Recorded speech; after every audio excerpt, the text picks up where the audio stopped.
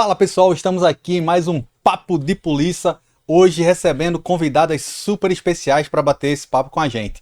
Não é isso, Siqueira? Exatamente, hoje conosco aqui duas integrantes da briosa Polícia Civil do Estado de Pernambuco, a delegada Tereza Nogueira e a comissária Weslaine Holanda, duas amigas queridas que vão falar conosco sobre a trajetória delas na polícia e sobre os crimes e delitos em geral contra as mulheres. Show de bola! Tema quente, tema que infelizmente tem aumentado a recorrência nesses últimos dias, né?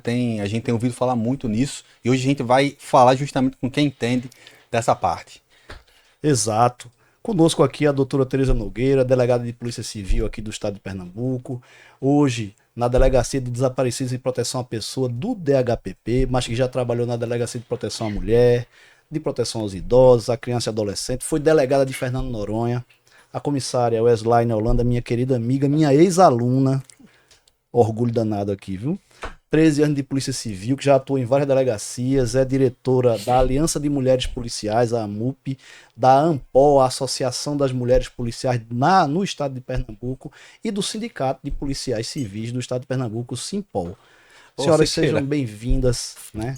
É um prazer tê-las aqui conosco hoje. Eu já ia fazer uma pergunta, porque pelo tamanho do currículo aí, tá parecendo que o dia dessas mulheres aí não tem 24 horas não, deve ter pelo menos umas 48 aí, porque são tanta coisa que, rapaz... Polícia, né, irmão? Tu sabe como é que é, né? Polícia é polícia, né?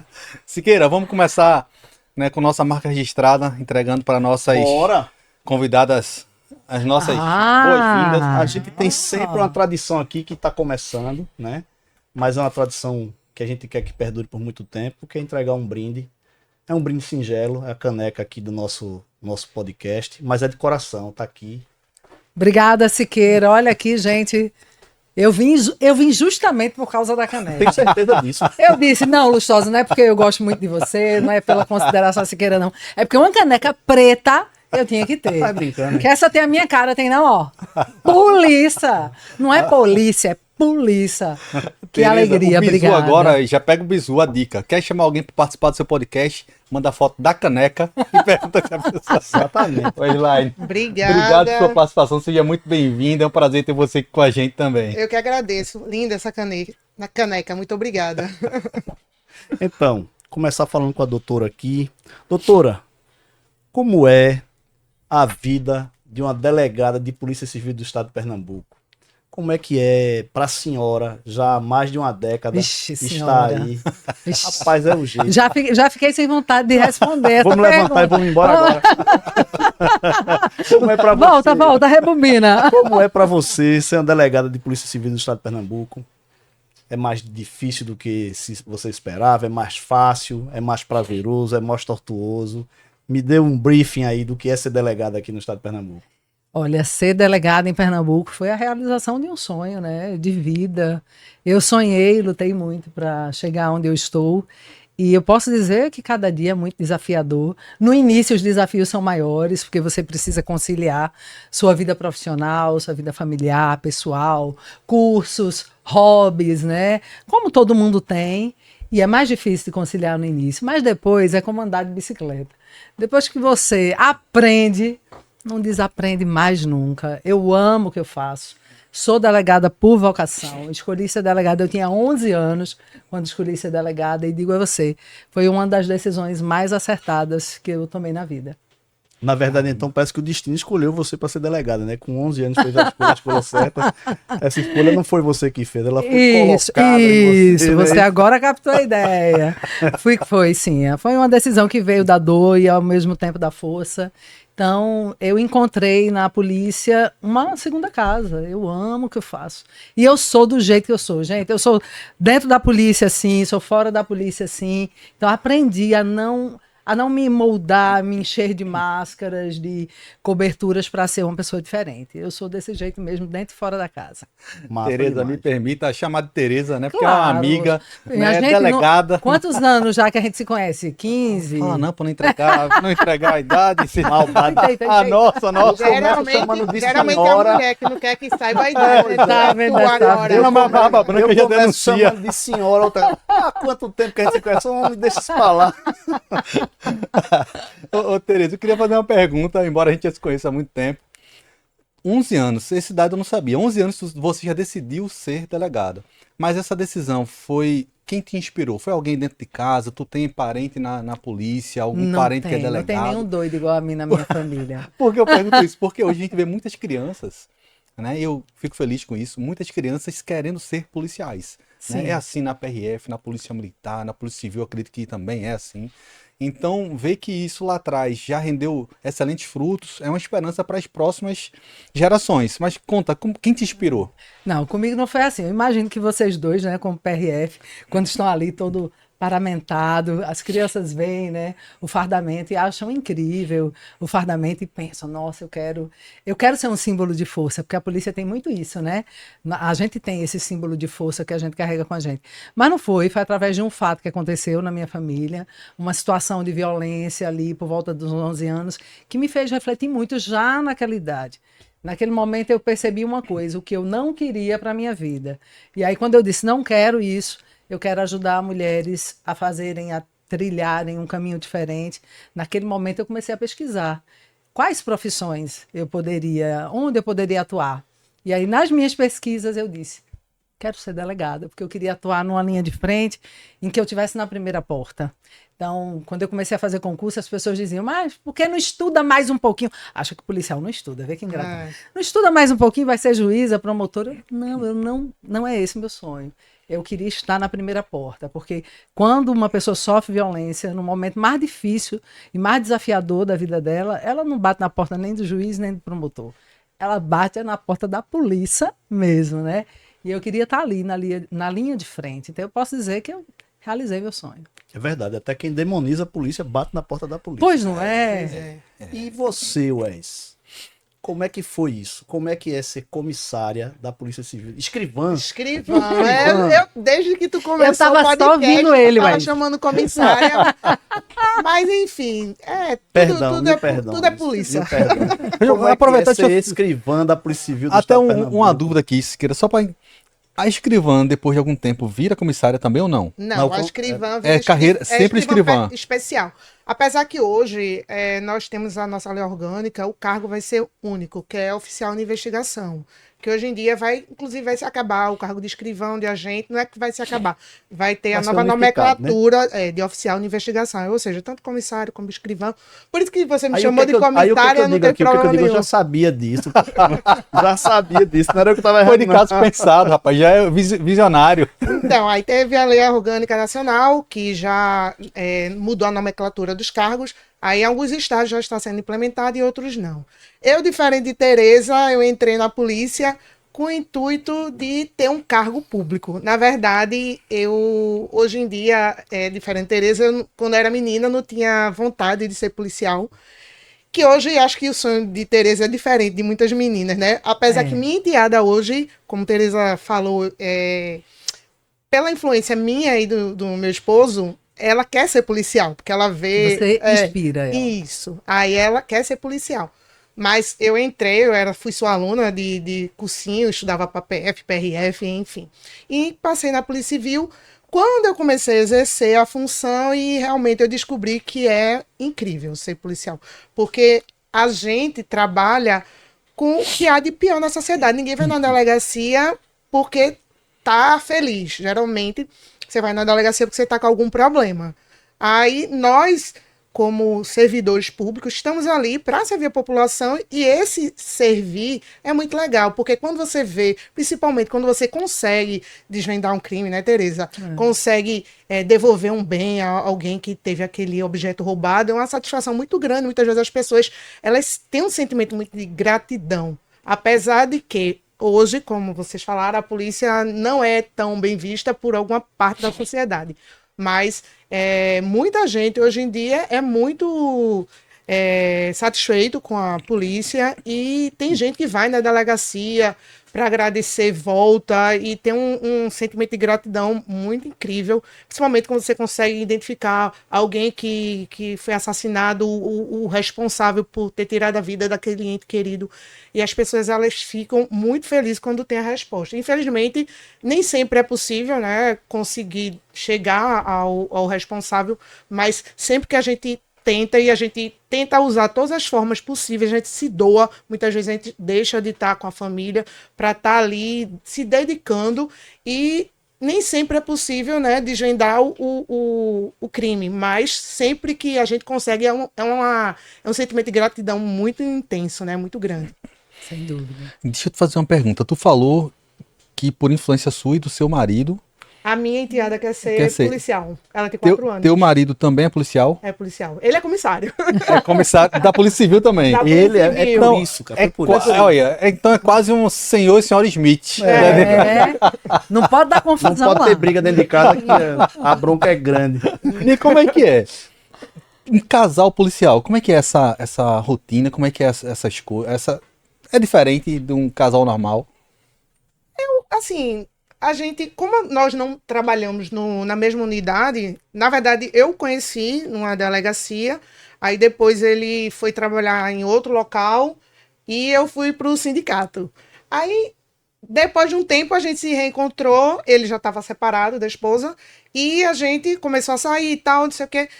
E assim, por não trabalharmos juntos, a gente, cada um tem meio que sua rotina diferente. Deixa eu refazer a pergunta. Em casa, é papo de polícia o tempo todo? Às vezes. Ela deve dar uma enquadrada no cara o tempo todo. Sabe, a gente, homem, já leva enquadro direto. Meu amigo, uma imagina. mulher policial. A mulher policial é meio braba. Eu não sei se Tereza é assim, né? Não, são dois. Meio Olha, braba? Eu pensava que era braba e meia. É normal. Olha, meu marido, que Lustosa conhece, Guga, ele diz o seguinte, que a vida dele é pior do que a vida de bandido. Porque ele diz assim, que o bandido, com 30 anos, ele vai ser solto. É. E ele? Prisão perpétua. Filho de um delegado, mãe delegada e mulher delegada. Ele diz que a vida Coitado, de esse vai pro céu bandido é direto. vai pro céu Já direto, nasceu, no elevador. já nasceu no enquadro ali na prisão, já Direto, desde tá bom, pequenininho. já sei, eu tô errado. Tá certo. Olha, mas falando sério, são duas mulheres policiais e a gente tem uma chaga aqui aberta no Brasil, que é o crime contra a mulher. Acho que é o mote central aqui da nossa conversa hoje, é a criminalidade, os crimes contra a mulher. Eu queria que vocês me dessem um panorama. Como é que tá isso em Pernambuco hoje? Vem melhorando, vem piorando? As legislações mais recentes têm contribuído, não têm contribuído? Como é que tem sido o papel da estrutura policial em coibir esse tipo de crime? Como é que tá? Como é que as mulheres aqui do estado de Pernambuco podem se sentir mais seguras, mais inseguras? Como é que tá a coisa hoje?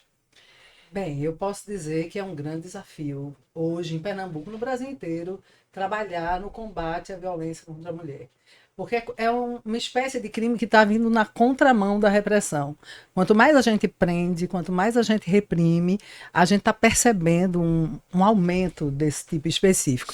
Por exemplo, em 2024, a gente teve ali no Brasil, na casa de 1.490 e poucos feminicídios em 2024. E a gente prendeu muito em 2024. Em 2025, pasmem, eu me lembro desse dia. O último dia do mês de novembro, acho que quase o último dia, eu estava na frente do computador quando chegou a notícia da SDS e me pegou de assalto ali, dizendo que naquele mês, até aquele mês de novembro do ano passado, a gente já tinha ultrapassado a margem de feminicídios de 2024 inteiro. E a gente sabia que tinha aumentado consideravelmente. Em 2025, eu sei que a gente aumentou em 50% o número de prisões por violência doméstica no estado de Pernambuco. Como pode, em novembro, a gente já ter ultrapassado a marca do ano inteiro anterior? Aquilo me chocou muito profundamente na época. E eu disse, e isso promoveu em mim uma reflexão. O que a gente tem feito de errado enquanto sociedade civil? Onde é que a gente não está acertando? Se a gente está aprendendo tanto, se a gente está fazendo tanta campanha de conscientização, se a gente fala tanto nas redes sociais, nas entrevistas, na imprensa, o que precisa ser feito para poder a gente realmente diminuir esses números? A violência contra a mulher é, de fato, é estrutural, é cultural, né? Combater uma violência que é estrutural e que não começou agora, começou há séculos, há milênios, que está ali no tecido mesmo da sociedade, é intrínseco, está muito emaranhado no tecido social, é muito difícil. é muito difícil. Esse ano, por exemplo, eu vejo, a gente está dando já alguns resultados positivos. Aqui no estado de Pernambuco, a gente teve algumas ações muito importantes nesse combate. A delegacia, o plantão da cidade do Recife foi reaberto com estrutura muito diferente. Eu fui delegada titular daquela unidade. A estrutura era caótica. A estrutura hoje da Delegacia da Mulher realmente salta aos olhos. O Estado criou também o sistema de ligação imediata também para violência contra a mulher, medidas protetivas. Isso também ajudou bastante. Mas ainda a gente precisa fazer mais. No ano passado eu terminei um mestrado nessa área de violência contra a mulher. Eu fiz uma pesquisa dentro das delegacias da mulher do estado de Pernambuco, particularmente a do Recife. E a gente percebeu, estatisticamente, batendo números ali, que em 2 anos de acompanhamento, que eu fiz pessoalmente junto com a equipe, a gente percebeu que, na verdade, no final das contas, a gente consegue dizer que hoje a violência contra a mulher no estado de Pernambuco, particularmente, não é mais um problema só de polícia, não é mais um problema só de segurança pública. A gente tem uma taxa ali de 9% que já qualifica a violência contra a mulher no estado de Pernambuco como um problema de saúde pública. Então, isso é muito sério, isso precisa despertar a consciência de homens e mulheres, porque eu sempre digo, a Lei Maria da Penha não é contra os homens, é contra os agressores de mulheres. Tanto que a gente prende uma mulher agressora de uma outra mulher numa relação homoafetiva. Então, não é específico contra os homens, embora a gente discute muito isso. O que a gente coíbe ali, o que a gente prende são os agressores de mulheres. E a gente precisa, de alguma forma, chegar nessas pessoas. Levar isso para um papo de mesa, de bar, levar isso para um papo entre os homens. Aqueles homens que pensam diferente começarem a fazer um trabalho de conscientização dos próprios amigos. Não incentivando comentários preconceituosos, machistas, numa mesa de bar. Porque aquilo você pode até achar que é só um comentário. Mas, no fundo, aquilo tem uma raiz muito estruturante que pode fazer, sim, com que aquele homem, de tanto repetir aquilo, acredite cada vez mais naquilo que repete e via praticar um ato de violência contra a mulher. Ô Tereza, e aproveitando, Tereza Osline, eu estava gravando esses dias, né, fazendo algumas gravações externas, e eu falei uma frase que eu acredito que se aplica muito a isso que você falou, né? O problema da violência em geral, eu acho que a violência contra a mulher também está nesse enquadramento, ela começa muito antes da polícia ser chamada. Né? Ela começa lá na falta de educação. Você falou agora, trouxe um dado importante, que talvez seja uma questão de saúde pública, mas também talvez seja uma questão de educação, de oportunidade, às vezes talvez uma dependência emocional. Isso, de fato, né, vocês acreditam que tem alguma coisa a ver ou não? E como é que a gente faz, né, para... Primeiramente, parabéns pelo trabalho que vocês têm feito, né, de prender mais agressores de mulheres. Mas como é que a gente faz, eu estava conversando em casa esses dias com a esposa, como é que a gente faz para prevenir isso?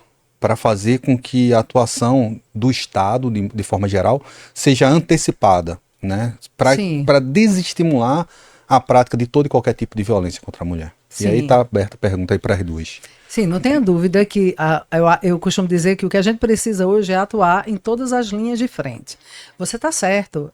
Quando eu digo que a gente chegou a essa conclusão com esse estudo de mestrado de que é sim um problema de saúde pública, essa foi uma descoberta agora, mas na verdade a gente já tinha lá todos os dados estatísticos mostrando que é um problema de segurança pública, mostrando que é um problema da educação. Então, quando a gente pensa na violência contra a mulher, a gente tem que ter um olhar sistêmico. Por ser um problema estruturante, está no tecido social, no emaranhado da sociedade, ele, na verdade, afeta todas as alas, né? Inclusive todas as delegacias especializadas. A gente tem a delegacia da pessoa idosa, a gente vai ter violência contra a mulher idosa.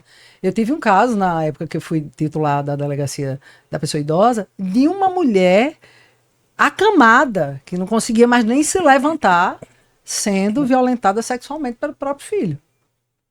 Acamada, uma mulher que não podia levantar da cama, ela não conseguia nem se mexer. Então, assim, são coisas que saltam os olhos e que chocam mesmo. Então, a educação tem que entrar nessa linha de frente.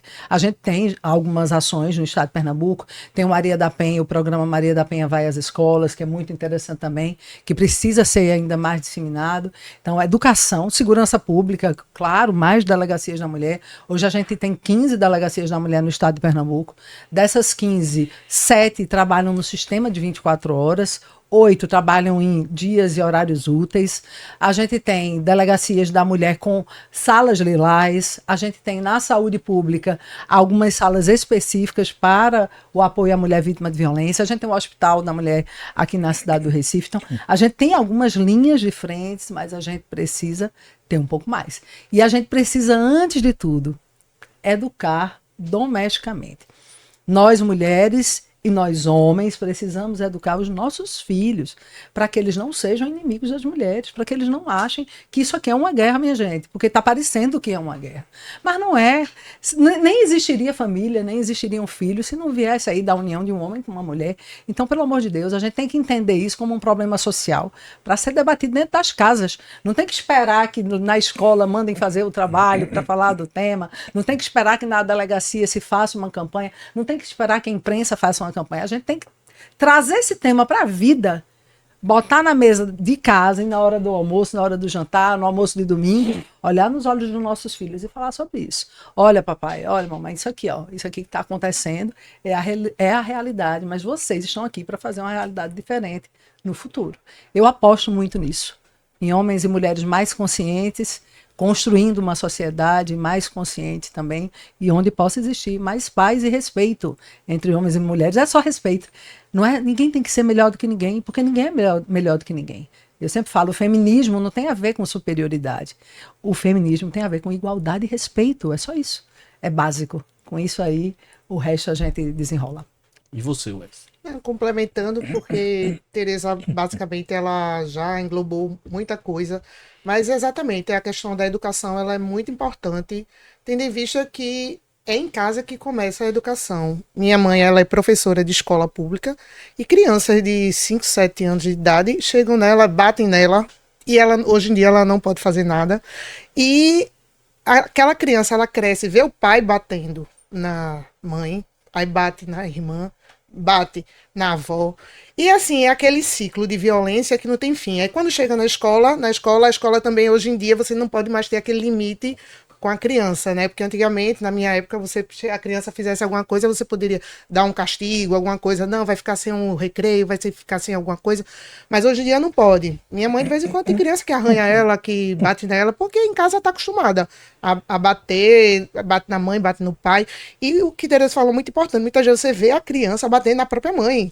A mãe faz alguma coisa que a criança não gosta, aí o menino vai lá e dá uma tapa na mãe dela, e já começa naquilo ali. Se a mãe ela não tem um pulso e ela corrige aquilo ali desde cedo, ele vai crescer e vai achar que ele pode bater normal, pode bater na mãe, na irmã, na namorada, enfim, ele pode bater em todo mundo. E educação, como a Tereza falou, é a base de tudo. E uma coisa muito importante que a Tereza falou, ela falou muito em números. A gente tem a questão da subnotificação, né, Tereza? Que é muito grande. Porque hoje em dia, muitas mulheres vêm a óbito no feminicídio e não tem a notificação dela de boletim de ocorrência anteriores. Perfeito. Ou seja, toda a família, ela tem ciência do que acontecia e ninguém se metia. Ou seja, em briga de marido e mulher, ninguém mete a colher e termina que aquela mulher ela vem a óbito e quando chega o caso na delegacia, aquilo ali foi um feminicídio, que era uma coisa que poderia ter sido prevenido anteriormente, poderia ter sido evitado se houvesse a denúncia.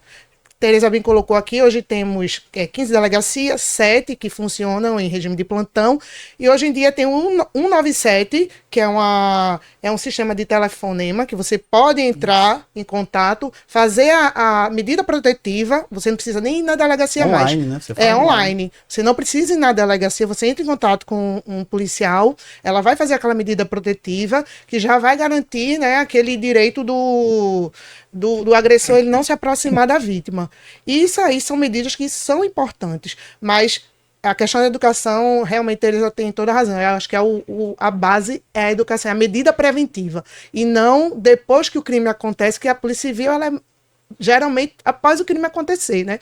Porque a agressão, ela começa de forma sutil, né? Geralmente é de forma psicológica, de forma financeira, o homem começa a bloquear os bens da mulher, controlar as finanças dela, e aquilo ali ela vai galgando, aí começa depois a agressão a sexual também, que se não é consentido não deixa de ser uma violência, e a violência física, aí quando já chega na violência, muitas vezes chega na delegacia já está no física, aí você já vem de um agressor que já tem aquele, né, toda aquela agressão, já um ciclo de violência que foi evoluindo e ela não se permitiu que aquilo ali acontecesse, e quando chega na delegacia já está um estado mais crítico.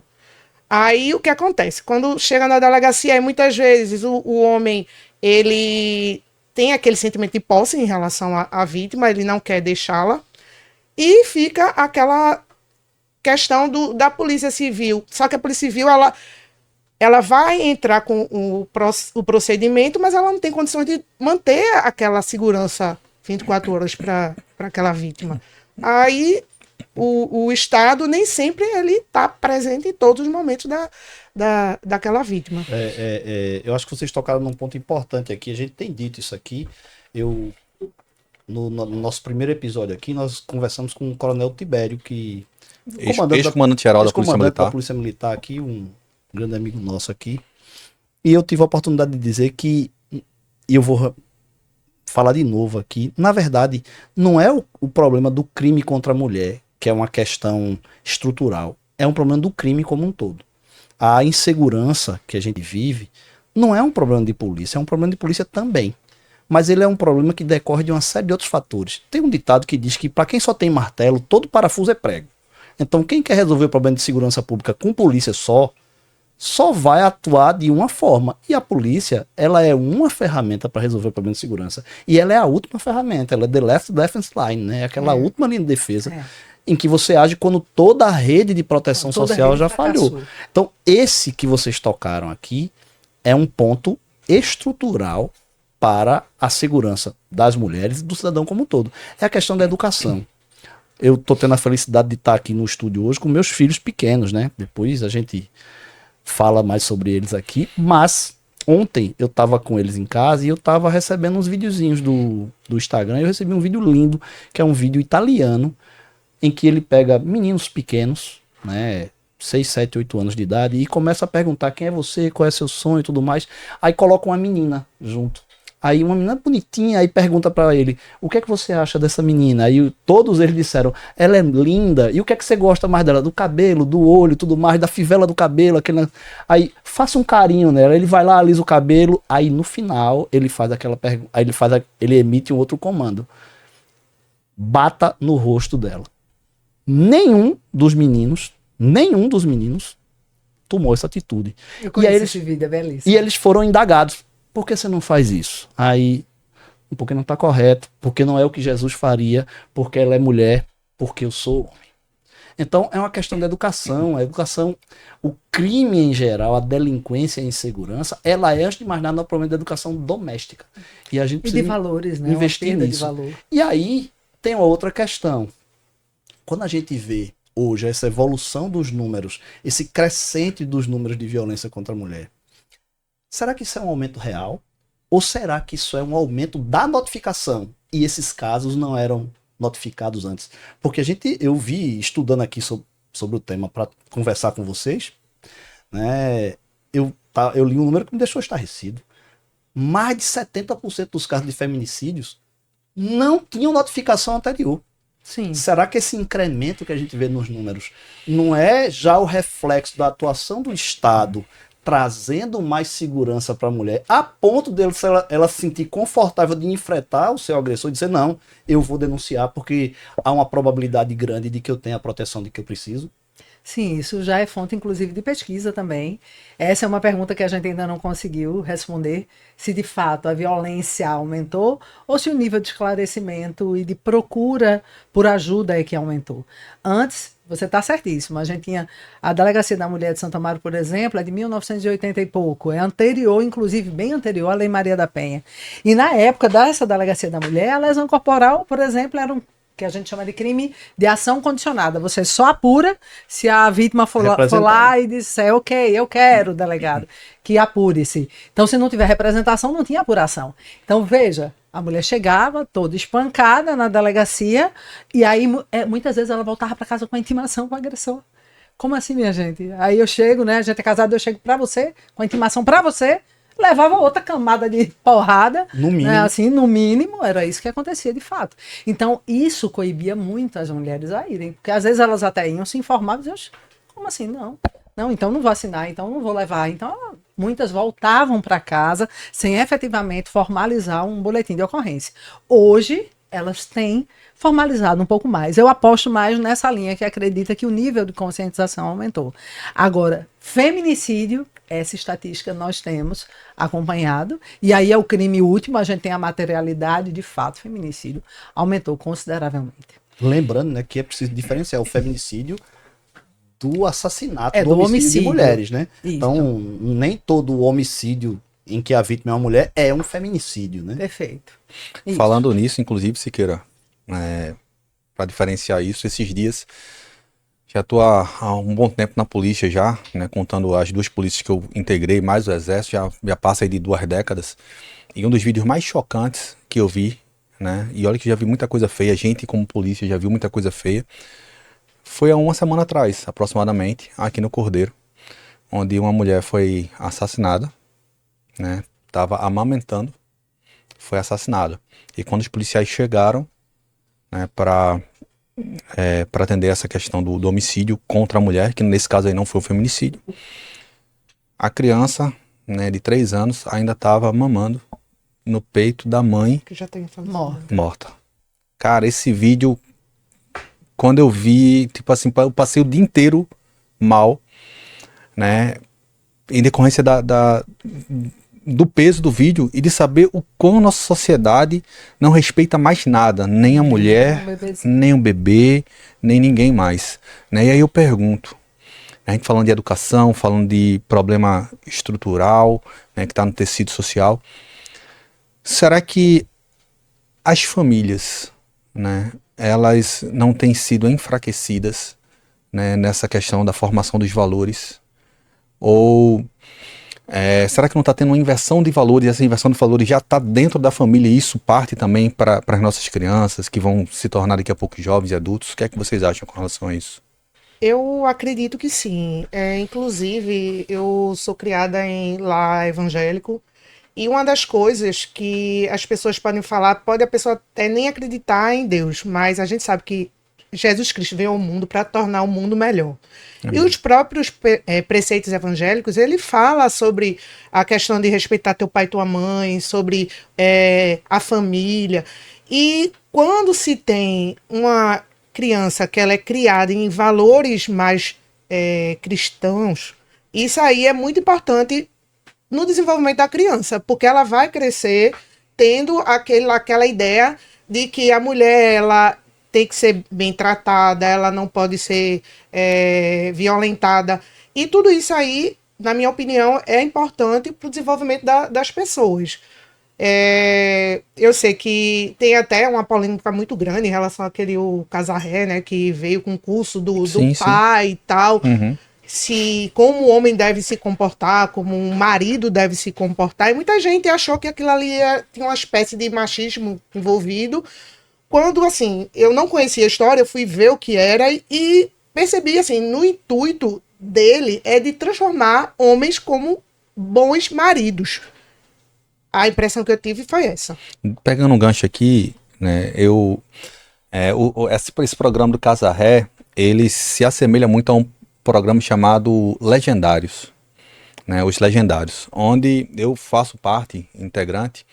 E aí a gente vai, a gente sobe a montanha, digamos assim. Eu ia perguntar isso agora. Passa 72 horas lá na montanha, né? E assim, a gente não pode contar muitos detalhes, porque o bom é que você, homem, né, faça aí, se você, mulher, puder fazer um investimento no seu marido, mande ele para a montanha, mande ele para o legendário, porque você vai receber um marido É uma transformado. montanha mesmo? É montanha mesmo, montanha mesmo. A gente Sim. vai acampar lá na montanha. Eu E- conheço algumas mulheres que farão um investimento para ele passar pelo menos 30 dias nessa montanha. Vai, passa lá 30 dias nessa montanha Aproveita e faz várias reciclagens. para não perder nada do E o que é que eu posso falar da montanha? Na verdade, inclusive tem os valores cristãos, né, trazidos ali na montanha. O que a gente é levado a ter uma autoanálise, uma reflexão, nós como homens, é sobre como é o marido, o pai, o filho, o profissional que eu tenho sido, né? E como é o filho, o pai, o profissional, o marido que eu deveria ser, né? À base da Bíblia, né? Então isso faz com que a gente veja muitos homens saindo, né? Voltando, descendo a montanha, né? A primeira coisa que chega, né? Perdão à esposa. Pede perdão à esposa, pede perdão aos filhos. Porque muitas vezes a gente deixa de lado tempo de convivência, tempo de qualidade com esposa, com filhos, com família, né? Por causa do trabalho, por causa disso, daquilo outro. Quando na verdade o que mais importa é a nossa presença de fato. Não apenas estar presente fisicamente, mas estar presente no sentido de estar envolvido, estar fazendo parte de tudo, né? Hoje eu falo muito que a gente está, muitas vezes, perto, fisicamente falando, mas distante, porque está conectado ali no celular. Então a gente às vezes está perto de quem está longe, mas longe de quem está perto, né? Então é muito bacana esse programa. Só tá o corpo perto, Só né? tá o corpo perto, né? E eu acho muito bacana isso, porque resgata o que o homem deveria ser na sua essência, né? Um protetor, um cuidador, né? Um ajudador, um parceiro, né? Para estar em cumplicidade com a mulher, né? Criando os Eu filhos. queria fazer um comentário sobre isso. Para além da religião, eu acho que a religião é uma coisa muito importante enquanto eixo dentro da sociedade, traz bases sólidas. Mas para além da religião, se você que nos ouve nem praticar um tipo de religião, vamos pensar do ponto de vista filosófico mesmo. Eu sou de escola de filosofia da Nova Acrópole. Tem uma coisa que é básica. Se você estuda um pouquinho de ética, você já entende que não cabe violência contra a mulher. A ética é o básico para se viver em sociedade, inclusive. Homens se relacionando com homens, mulheres entre mulheres. Se não tiver ética, não existe um bom relacionamento. Então, se a gente pensar no básico, na ética, a gente já pensa no respeito e já entende que não dá para praticar violência homem contra homem, mulher contra mulher, ou vice-versa. Não dá. Não cabe mais na sociedade que a gente vive hoje, os números que a gente tem. Recentemente faleceu Oscar Montemora, que foi um grande mentor. Eu fiz um curso com ele em São Paulo, fantástico. E ele dizia isso, que na sociedade é muito importante competência. A gente, para ser gestor, para ser trabalhador, a gente tem que ser competente no que a gente faz. Mas a competência por si só não traz resultados duradouros para a sociedade.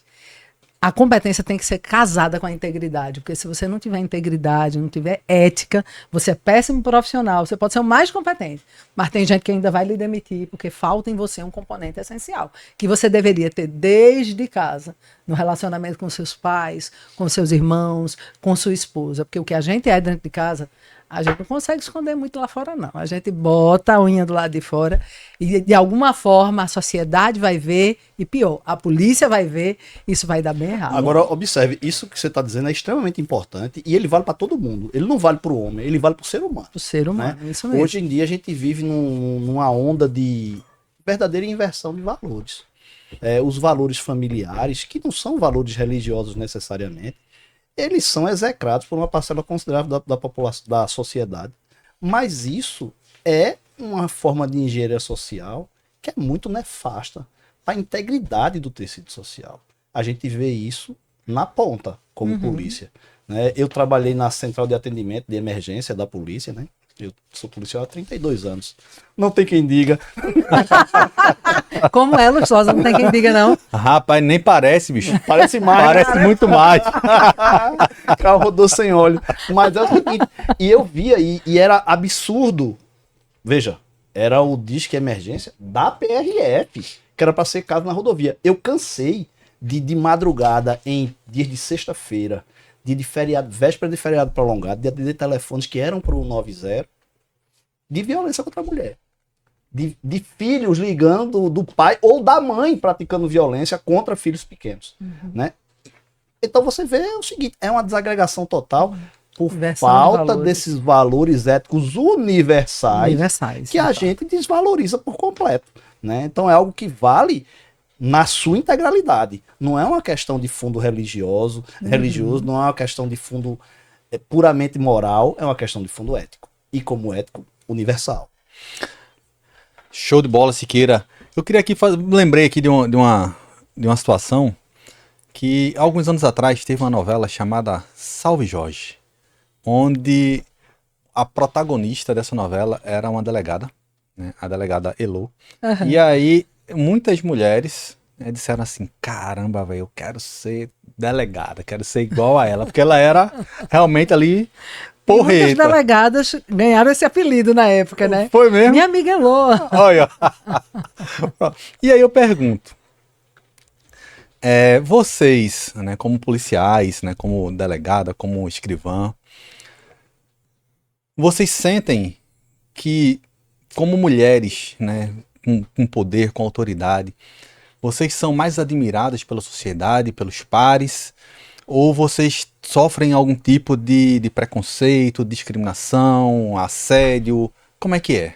Dentro daquilo que vocês podem falar. Fala da tua experiência primeiro, Wes. Conto eu A ou conta mulher tu? do Conta eu ou conta sindicato. tu? Bom, quando eu tava na pista, quando eu ia tentar arranjar namorados, eu Devia não ser um dizia... trabalho horrível pra ela. E a dificuldade que ele ia ter para arranjar namorado. Eu não dizia que eu era policial. A primeiro momento, assim, eu não dizia que eu era policial. Teve uma vez até que eu até fiquei com medo, porque eu fui pra um barzinho deste da vida, o cara começou a dançar comigo, aí ele, de repente, ele fez, tu é policial? Aí eu disse, eu? Não, eu sou professora. Não, você é policial. Eu disse, pronto. Só falta Já esse cara prendi ter esse sido homem. preso. Eu lembro de você. Eu disse, eu? Eu disse, não. Agora eu deu sou errado. professora. Prendeu ele. Não, aí eu... Casou com ele. Não, eu tava dançando forró com ele. Aí eu, quando terminou a música, eu disse, vou ali beber uma água. Peguei Uber, ó. Tchau. E até hoje não descobriu. porque Não, foi. não descobri. Eu ia procurar saber, eu disse, "Você, no mínimo é cliente. Cliente meu. Aí, o que acontece? Porque eu não sei se vocês têm esse preconceito, mas homens, geralmente, quando descobre quando a mulher é policial, ele já fica meio assim. Porque o homem em si, ele quer ser a relação do poder dele. E quando você, a mulher, tendo uma arma, né, tendo todo um preparo técnico, aí o homem já fica achando que ela vai ser superior a ele. Eu acho que tem a questão do machismo em relação a isso aí. E às vezes tinha uns, quando descobria que eu era policial, corria. Isso aí. Já com o bonde andando e Já o cara pensasse- corria. Não, o problema não é Corria. isso, não. O problema não é a mulher Corria. ter arma, não. O problema é se a arma da mulher for maior do que a do cara. Aí, É bronca. aí o que acontecia? Aí tinha vez que aí o cara fazia, eu fazia, não, eu tenho que ver se esse cara tem antecedentes criminais, né? Aí eu começava a conversar com o cara, isso aqui é ele, como é teu nome? Aí ele, fulano. Aí eu, tu tem quantos anos? Ele, tem tanto.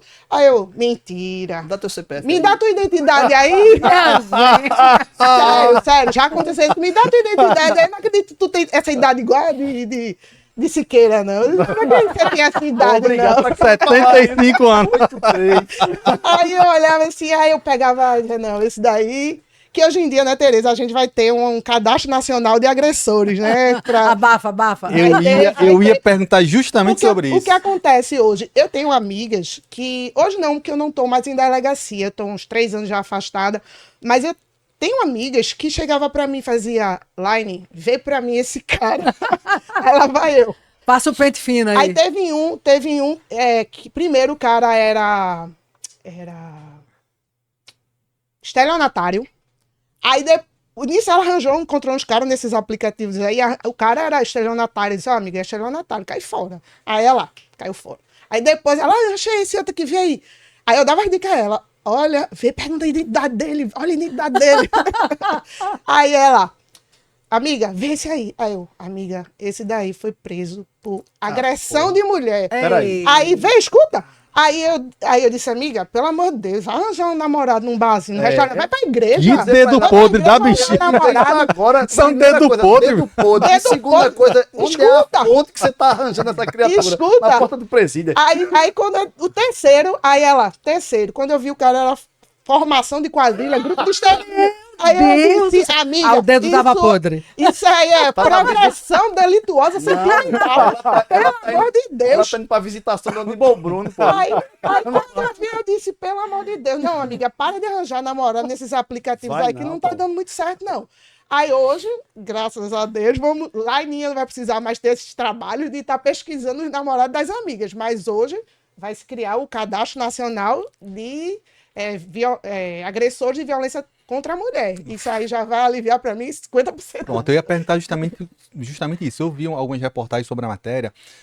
Pelo que eu entendi, seria criar uma espécie de cadastro positivo para que a mulher tivesse acesso, né, à vida daquele... Não a vida, né, mas digamos assim, se ele tem ou não algum histórico de violência contra a mulher. Porque muitas vezes um agressor, ele agride uma mulher no relacionamento, muda de relacionamento, agride outra, né, muda de relacionamento, agride outra. É um agressor quanto mais. Isso Então, mesmo. a mulher sabendo, né, Antecipadamente, talvez... faz uma escolha mais consciente. Olha, né? e isso é muito sério. Vê só, quando eu entrei na polícia em 94, né? E eu fiz 2 grandes amigos na polícia. Um faleceu, inclusive. Morreu de infarto precocemente. Eduardo Dourado. E Eduardo Dourado, a mãe dele, divorciada, conheceu um cara. Uma senhora, jovem senhora, conheceu dançando. Num clube aqui de Recife, conheceu o cara, começou a namorar com ele, começou a se relacionar com ele, terminou que o cara foi morar na casa dela. E aí o que é que o cara fez? O cara começou a segregar ela dos filhos. Mas desconfio que ele tinha um quê de narcisista, porque ela, achando tudo tranquilo, começou a controlar as finanças dela, começou a pegar dinheiro dela e tudo mais, até que um dia ela se ligou nesse negócio, botou ele pra fora de casa. Pra encurtar a história, quando ele botou ela pra fora de casa, ele matou ela e matou ela no pilotis do prédio, com inúmeras facadas, e ainda tentou degolá-la. Caramba. O porteiro foi tentar intervir, ele matou também o porteiro e vazou. E ficou foragido por anos. A gente terminou prendendo ele graças a um programa policial, que era aquele Linha Direta, lembra disso? Antigo, né? Prendeu no Linha Direta, ele foi preso. Quando ele foi preso, ele já tinha tentado 2 vezes contra 2 outras mulheres crime semelhante. E felizmente não tinha conseguido. Você veja como isso é algo que é quase patológico. É o cara que vai repetir o comportamento como se nada. Né? Isso se estuda, Siqueira. Isso é a famosa... Isso que você retratou aí, a famosa espiral da violência, Sim. né? Então isso se estuda cientificamente. A mulher começa uma relação achando que vai dar certo, que vai ser uma relação massa, mas pode acontecer sim, de no início dessa relação, esse homem, que muitas vezes é uma pessoa até com problemas de fato psicológicos, às vezes é só um filho da mãe mesmo, que gosta de bater em mulher, ele começa ali, com muito carinho, com muito chamego, com muita atenção, e sempre com o discurso de ser protetor, É o de que está príncipe. preocupado, é o príncipe, é perfeito, é promessa de vida a 2, tinindo, daquele jeito, é o príncipe da vida da mulher. E ela vai abaixando a guarda, acreditando. Às vezes também uma mulher que teve relações ruins anteriores e começa a dizer, meu Deus, achei a pessoa certa, vou dar um tiro certo dessa vez. E aí ela começa, a relação começa a desandar só depois que ele já isolou da família, que ele já isolou das amigas, que às vezes já tirou do trabalho, já fez, inclusive, ela desistir da universidade. Daqui a pouco essa mulher está dentro de uma casa presa, vivendo uma relação que ele construiu para ela. E a família, muitas vezes, não está atenta a esses sinais, de alguma forma não consegue chegar perto, e essa mulher termina morta nas mãos desse agressor. No ano passado, eu estou na delegacia de desaparecidos, mas a gente teve um caso de desaparecimento de uma mulher aqui da cidade do Recife que marcou muito. Ela, com 15 dias de relacionamento, ela colocou esse homem da vida dela, foi morar com esse homem, achando que era o homem perfeito para ela. E aí, num domingo, 15 dias depois dessa relação dentro de casa, ele matou. A família tentou fazer contato, terminou chegando na delegacia na quarta-feira, aliás, na terça, com um cadastro de pessoa desaparecida, porque ninguém encontrou. A gente ficou 3 dias de diligência ininterrupta, de manhã, de tarde e de noite, botando força-tarefa para ir atrás. A gente achou esse corpo 3 dias depois. Ela foi esfaqueada, muito esfaqueada no pescoço. E o corpo dela foi transportado numa geladeira. Foi um caso extremamente chocante. Enterrado numa mata, numa comunidade lá próximo. Então, com o envolvimento de algumas pessoas da vizinhança. E aí, quando a família trouxe o caso, que disse... Não, mas ele não parecia ser uma pessoa ruim, ele parecia ser uma pessoa boa. A gente só fez pegar a ficha.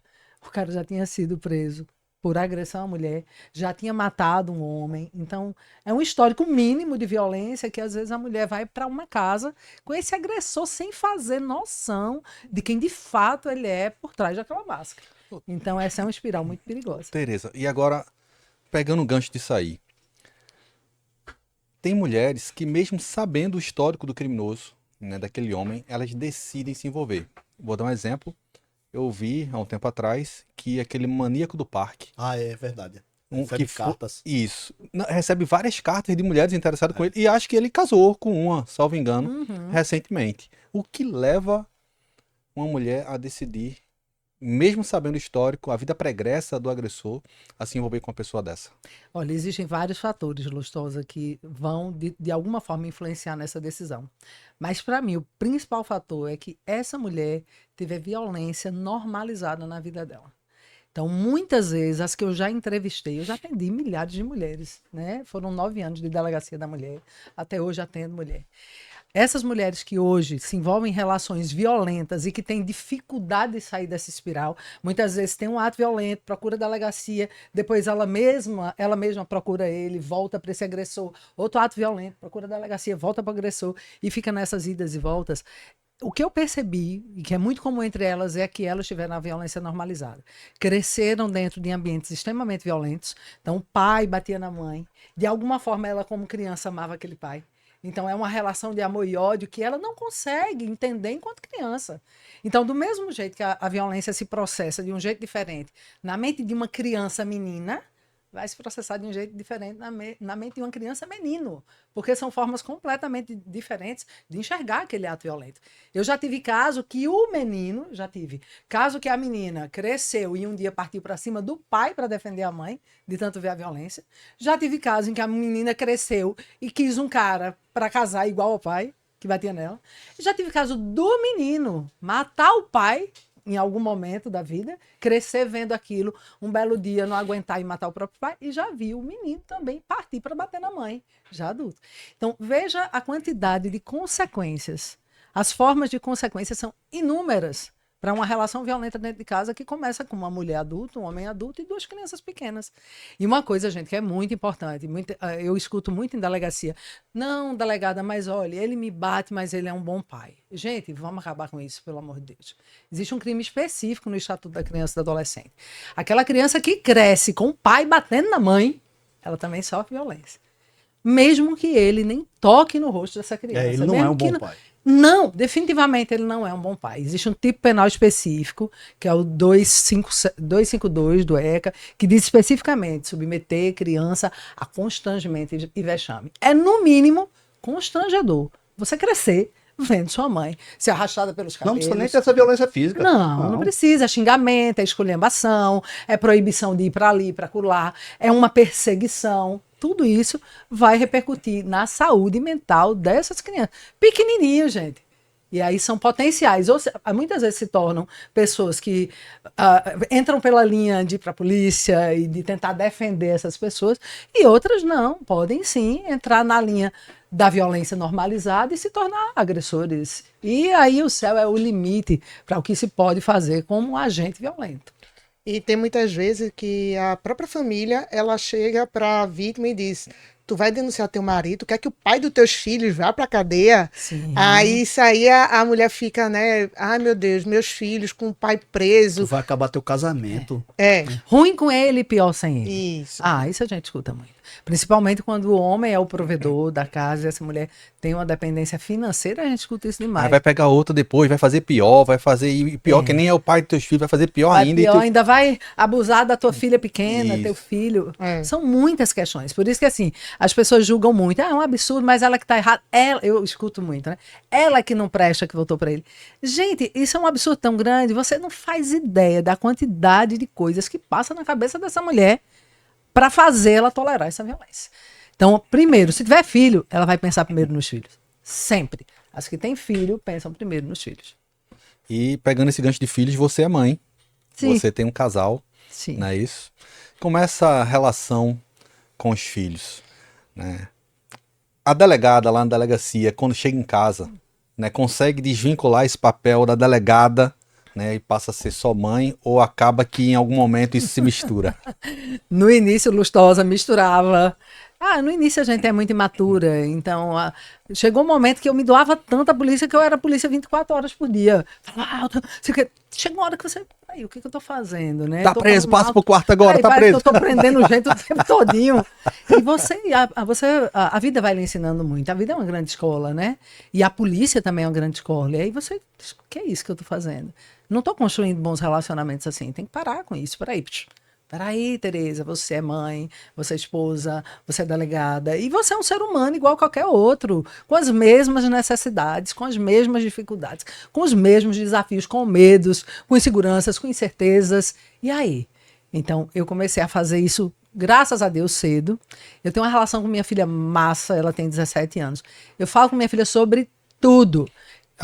Ela cresceu ouvindo de tudo, olho no olho. Minha filha, ó, o diretão é esse, o papo diretão, é assim, assim, assim. Ela quer ser delegada? Não, graças a Deus. Nunca pressionei para ser, quer ser médica. Muita gente diz que ela leva muito jeito, porque assim, em muita coisa ela parece comigo. Mas eu digo, filha, você Não padeça desse mal, né? não padeça desse mal. Ó, leva muito jeito, com certeza tá botando o irmão no eixo. Com certeza. Mas e você, Wesley? Eu sei que você não tem filha, não tem filho, tem uma enteada, mas tem família como todos. Como é que é? A vida policial contamina a vida pessoal ou é o contrário? E com marido policial, hein? Eita, o cacete grande aí, Brida. Não, lá em casa é tranquilo. No início também, como a Tereza falou, a gente meio que mistura, mas depois a gente vai vendo que tem cada um no seu papel. A policial na delegacia, a esposa, a mãe, a irmã, cada um no seu papel. Hoje eu consigo administrar, tanto eu quanto ele, e a gente consegue separar bem a profissão da casa, né, do ambiente familiar. Mas eu tenho sobrinhos já que são adolescentes e assim eu converso muito com elas sobre tudo. E principalmente sobre a questão de observar quem ela está se relacionando. Porque muitas vezes o cara não dá sinal nenhum, né, Tereza? Mas às vezes ele já começa a dar o sinal, já no início do relacionamento. Já tem as red flags, né? Os ciúminhos bestas, não quero você falando com nenhum homem, tira os contatinhos. Essa amiga não presta. É isso. Não, essa amiga não presta, esse amigo não presta, Essa roupa não tá legal para sair. Já começa aqueles pequenos indíciozinhos que você sabe que aquilo ali não vai ser um bom relacionamento para ela. E eu converso muito com minhas sobrinhas sobre relacionamento, eu acho muito que a gente tem que procurar. Eu observo muito como o homem ele trata a mãe dele, porque como o homem ele trata a mãe, ele provavelmente vai tratar você igual ou melhor. O homem que é grosseiro com a mãe, ele provavelmente ele não vai ser um bom esposo. Ele que é grosseiro com a mãe, com a irmã, você já sabe, mesmo que ele seja um príncipe encantado para você, mas você sabe que quando você tiver numa relação mais íntima com ele, ele vai ser a mesma coisa que ele faz. Vai se revelar. Isso. O que ele faz com a mãe, vai fazer com você. Um momento ou outro ele vai fazer isso. Isso. Mas me diz uma coisa, tem uma preocupação que eu tenho, porque eu sou pai, né? Filho é coisa que eu tenho pouco. Tenho só 4. E a gente se preocupa demais, né? Porque a gente vê como é que a coisa é aí fora, a gente vê a violência de uma forma geral, ela não está contida na sociedade.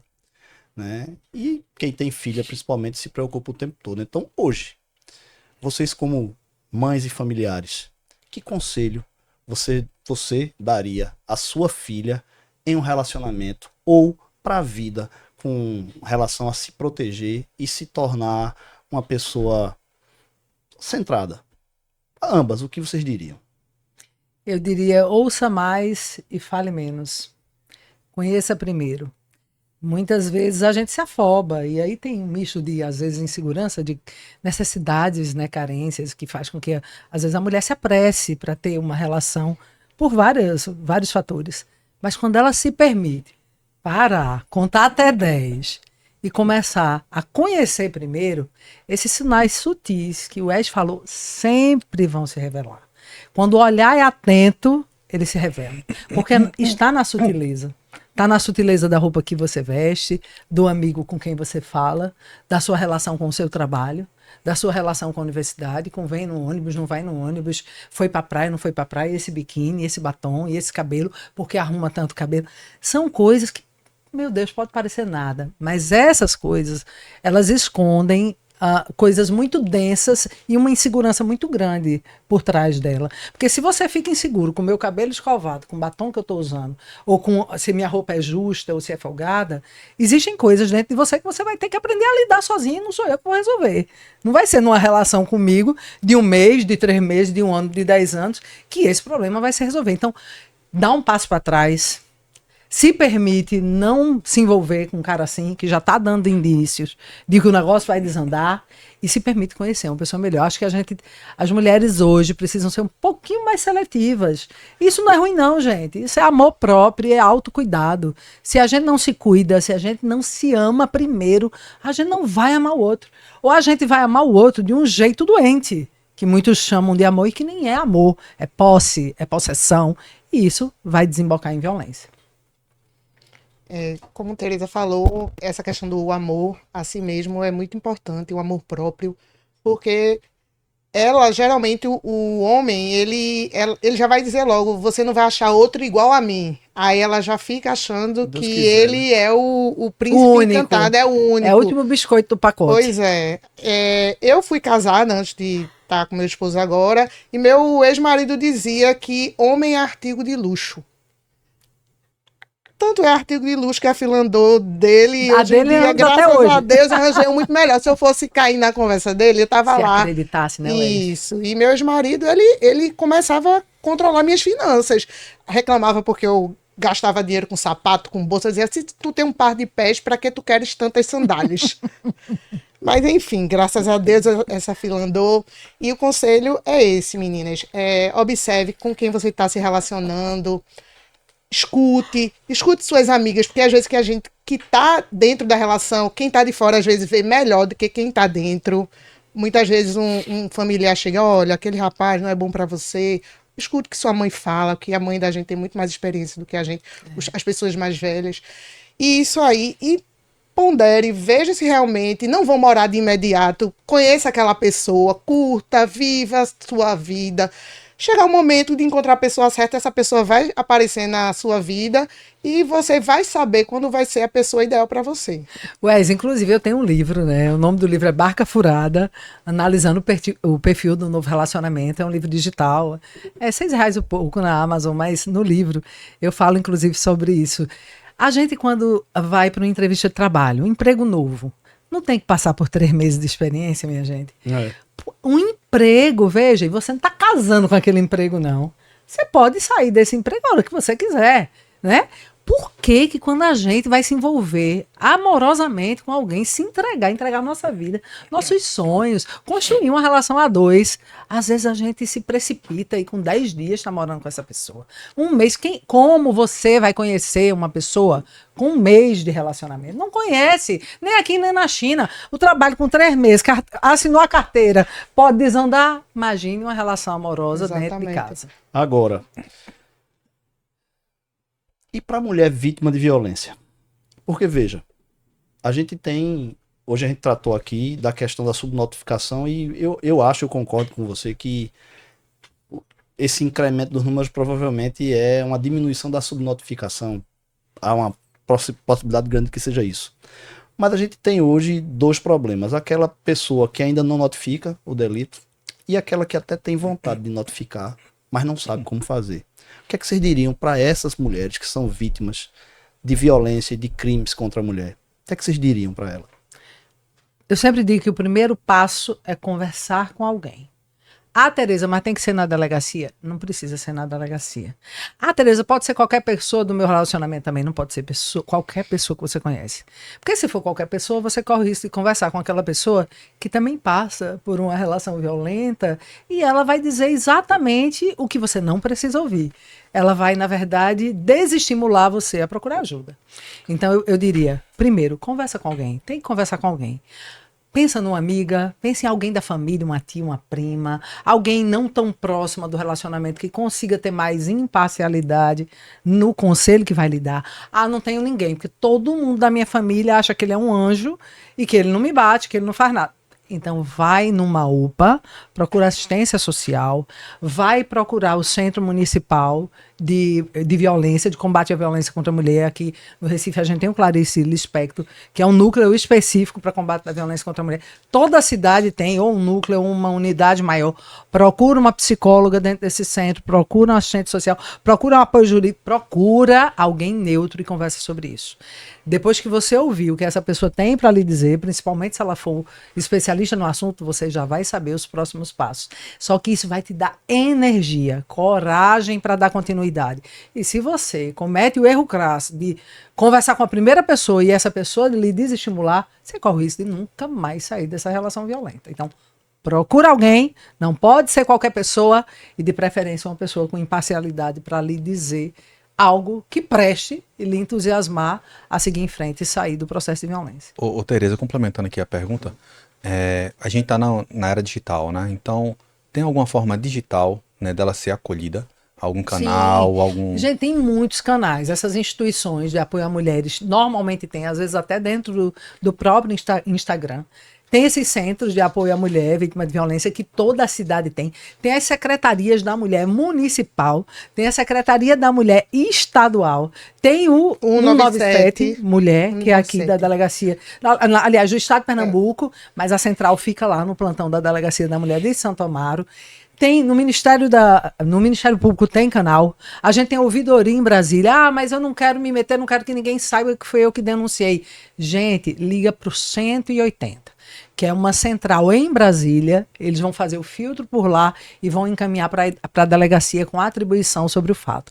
Hoje tem muita rede de apoio, inclusive pessoas que se dispõem a ajudar no Instagram, que você pode falar no direct, né?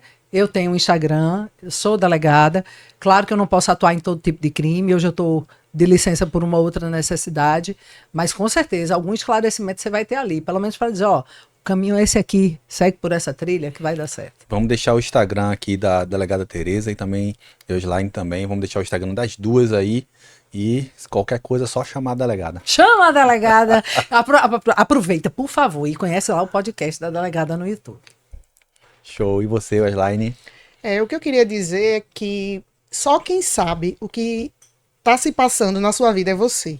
Se você não falar, como Tereza falou, se você não falar para ninguém, não tem como a polícia saber, não tem como o juiz saber, não tem como ninguém saber. Só quem sabe é você e quem está na sua casa. Se aquilo ali não é exteriorizado, a polícia nunca vai saber do que está acontecendo se você não denunciar. Por isso é importante, como Tereza falou, procurar alguém para conversar, procurar os meios. Hoje também tem o Mulheres do Brasil também, que dá um suporte muito legal a mulheres. Muito bom. Procurar lá no Instagram, também. Mulheres do Brasil. Perfeito. E se você pensar, não, mas eu não quero meu marido preso, eu vou dizer uma coisa a você, é melhor seus filhos visitarem seu marido na prisão do que você no cemitério. Portanto... Arrasou. Forte. Repete, Wes. É forte, repete. É muito melhor seus filhos visitarem é muito melhor seus filhos visitarem o pai no presídio do que você no cemitério. Sem dúvida. Vai botar a frase, posso? Pode, deve. É com forte. certeza. Adorei, é forte. Mas é verdade. Dá um corte primeira. Mas é Muito verdade, bom, é muito muito melhor os filhos visitarem o pai no presídio do que visitar a mãe no cemitério. Verdade. Inclusive, dada a situação de definitividade, né? Pois é, não tem nem como voltar mais. Ninguém volta, não. E Pois volta é. de outra forma. Pode até voltar, né? Mas a gente até É de hoje não outra sabe, forma. pois É de outra forma que volta. Eu creio que volta, mas é de outra forma. Bom, hoje nosso tempo foi mais curto. Nossas convidadas têm agenda. A gente respeita o convidado aqui, porque eu queria fazer um podcast de 8 horas. Eita. Com essas duas aqui, rapaz, Só o negócio se eu rende. Fazia um Brasil dominó e tal. Então, mas eu queria agradecer a vocês. Dizer que nós entendemos que o tema é por demais importante. Ouvir vozes abalizadas sobre a questão é extremamente elucidativo. Para a nossa audiência que nos vê e nos dá o prazer da sua companhia. Queria dizer que abra um olho, você mulher que é vítima de violência, não se submeta, fique atenta, Adote as medidas de proteção para você e para os seus filhos que forem necessárias. Procure os meios adequados. Você, homem, reflita.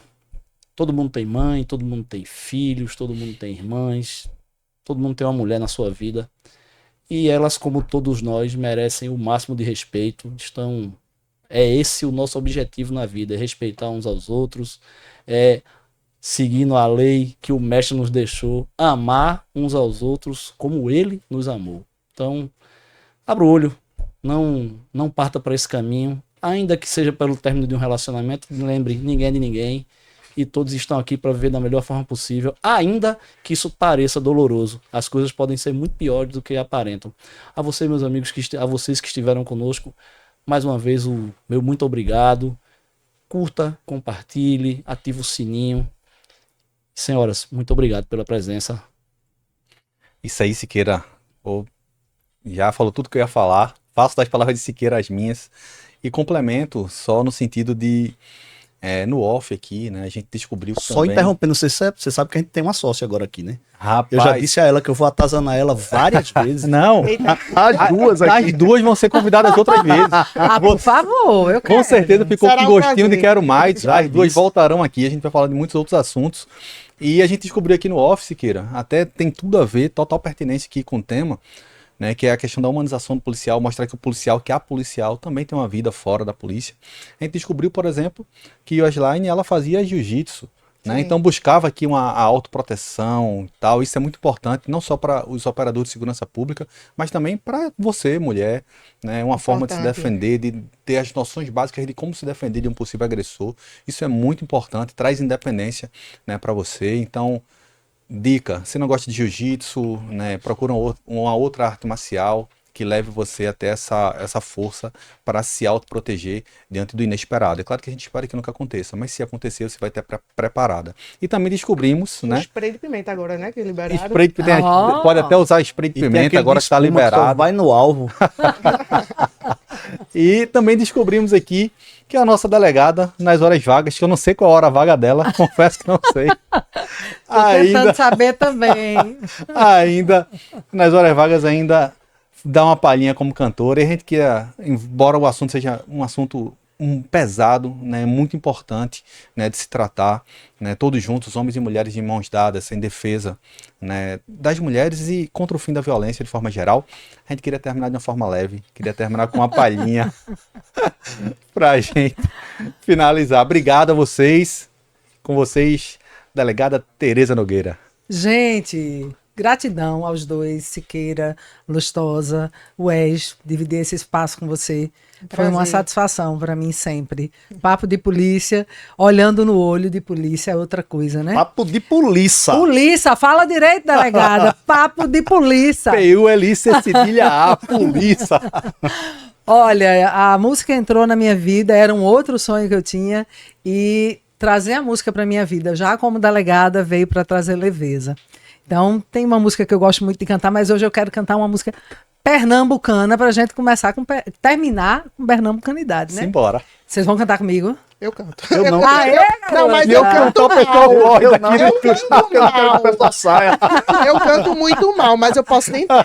Faz o back vocal. Então Pode ser. vamos fazer o seguinte, quem gostar, por favor, dá um jeito de seguir a delegada lá no Instagram, ajuda Isso. a polícia, não é não? Exatamente, vai estar aqui, viu? A rede Isso, social. por favor, aqui embaixo, né? É, exatamente, Instagram vai da aparecer na delegada. bio e tudo. De US também, né? Não, Sim, Wes? sim.